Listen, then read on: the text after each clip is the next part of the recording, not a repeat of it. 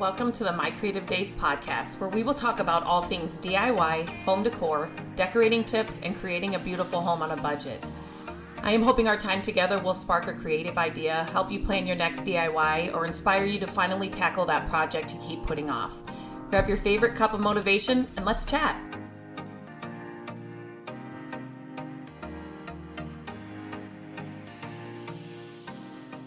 Hello and welcome back to the podcast. Today, I am recording one of my favorite podcasts because I have a concern that came in from a listener. Anytime I get an email, a message on Instagram, somebody that's listened to the podcast, maybe it's something within the Furniture Flipping Academy or somebody thinking about going into the Furniture Flipping Academy. Wherever I get the question or the topic idea, these kinds of podcasts are my favorite because I know it's exactly what you need.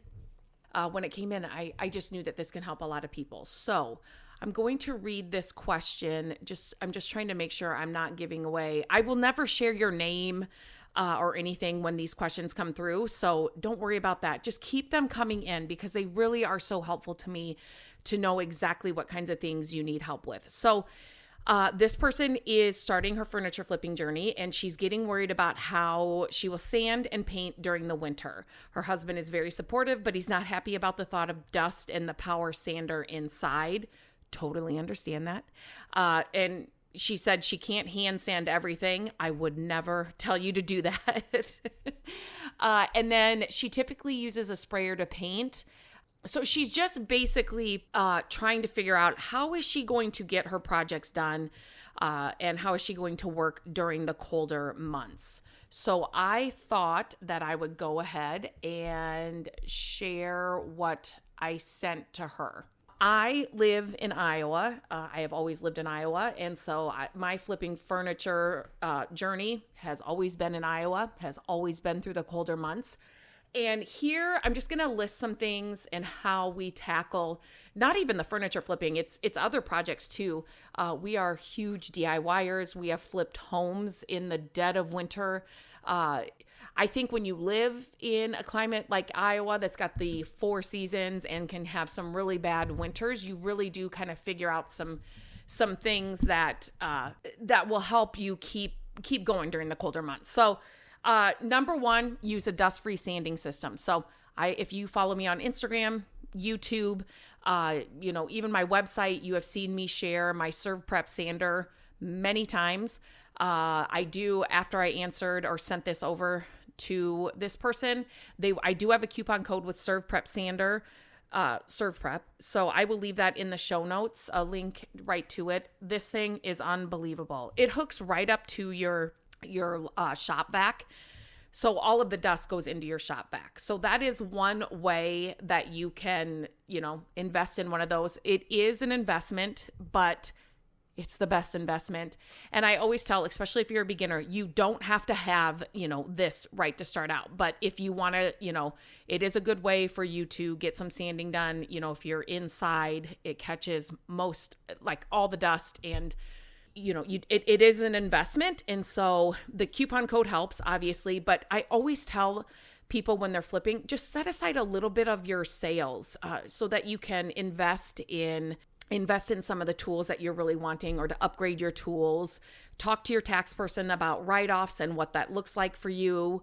But anyway, so number one, you can use a dust-free sanding system. I love that Serve Prep sander. It's amazing.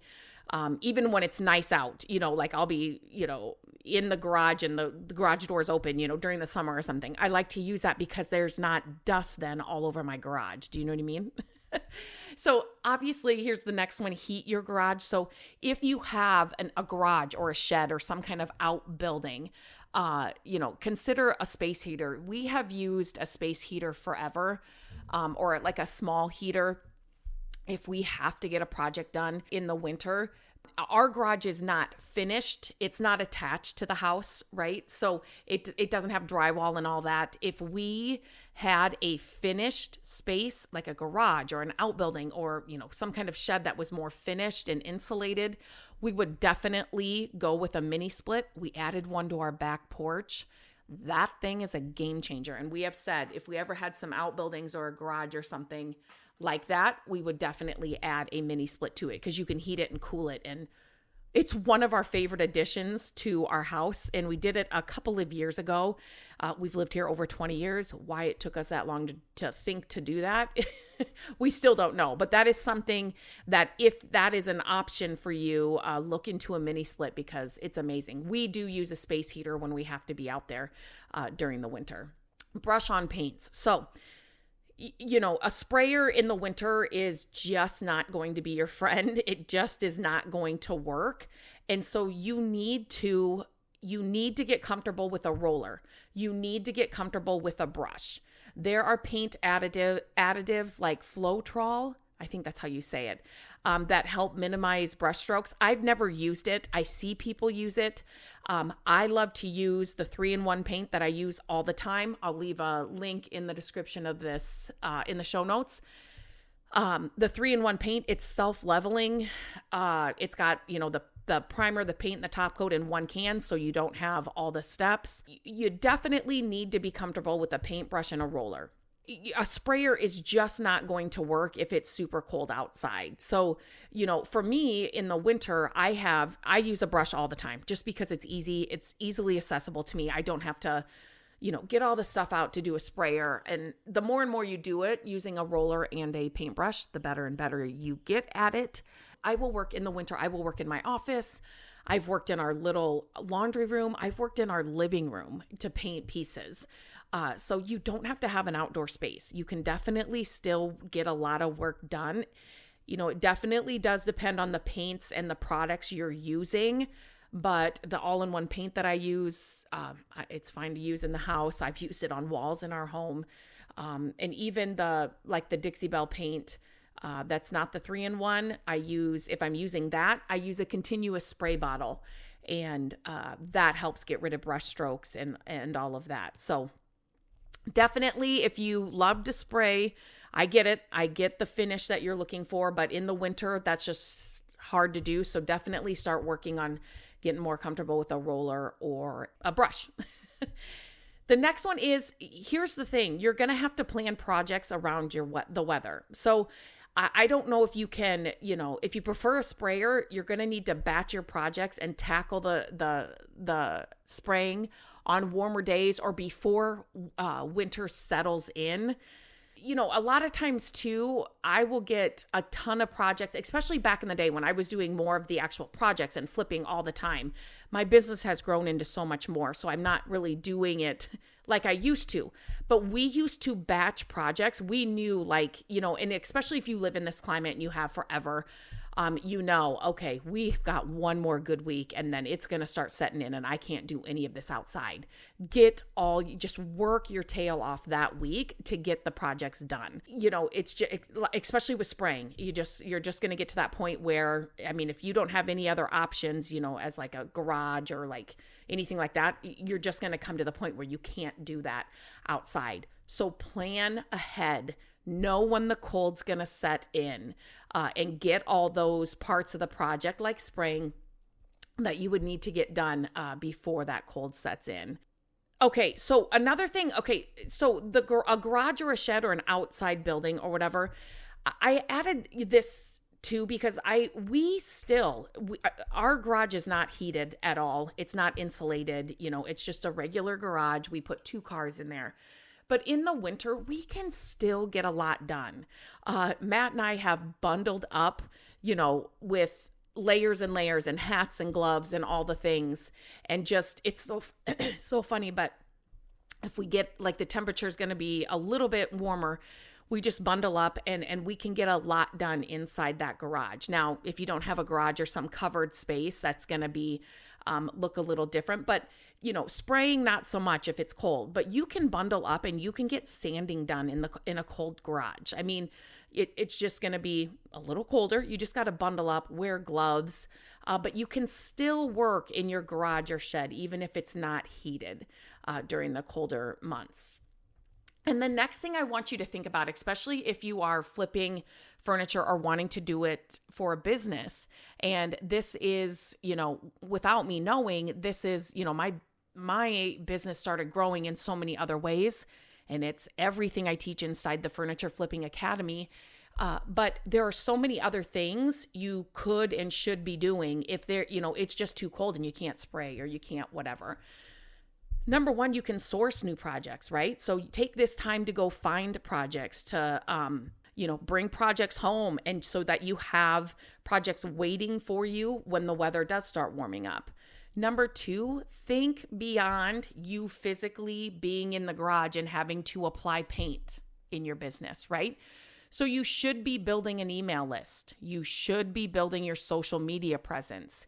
You should be thinking about a website. Maybe it's starting or working on your YouTube channel. Are there collaborations or brands you want to work with? Start thinking about, who that is. Maybe you start reaching out to them. Affiliates. Do you want to become an affiliate with a brand or a company? You can start working through that. All of this stuff takes a lot of time and it takes a lot of effort. So, if you're not able to be out in the garage or outside spraying, it's a great time to be doing all of these other things that I totally encourage inside the Furniture Flipping Academy, because I know a lot of furniture flippers who want to, make a side income, or, they just want to start making more money flipping furniture. There are so many other ways. And I inside the academy, I just want to open the eyes of everybody in there to think beyond that. You don't have to be sitting in your cold garage in the winter applying paint to a dresser to make money flipping furniture. You can be sitting behind your phone or a computer screen making money on your business. And so I teach all that inside the Furniture Flipping Academy, but I just want, it's a great excuse, I don't know, quote unquote excuse during the winter months to maybe push yourself to get some of these other things started or worked on, or just get more comfortable with them, because those are the things that are going to sustain you. And, when the weather is bad or you can't be out there physically painting, these things are going to keep you afloat and are going to keep your business going, and then just take you to places and things and levels and that you're not even thinking about.